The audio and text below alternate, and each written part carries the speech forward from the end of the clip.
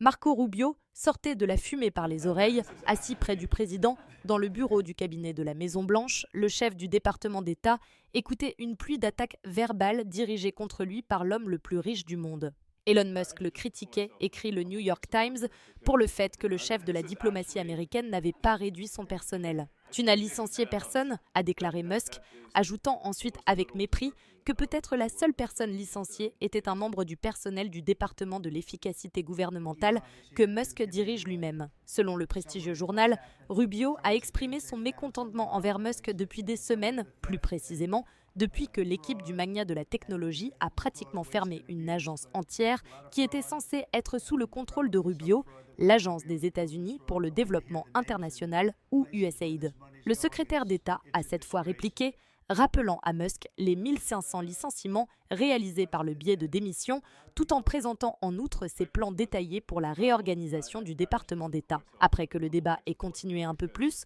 Trump est finalement intervenu, écrit le NYT, défendant Rubio, qu'il a dit faire un très bon travail et demandant la coopération de tous. La réunion a été perçue comme le premier signal jusqu'à présent que Trump est prêt à imposer certaines limites aux milliardaires, dont les efforts pour nettoyer les rangs de l'administration ont suscité une série de poursuites judiciaires et ont soulevé l'inquiétude de certains législateurs républicains qui se sont plaints directement au président. Trump a clairement indiqué qu'il continue de soutenir la mission d'Elon Musk, mais a déclaré qu'il était temps d'adopter une approche plus raffinée et a déclaré qu'à partir de ce moment, les décisions seraient prises par les ministres, tandis que l'équipe de Musk n'aurait qu'un rôle consultatif.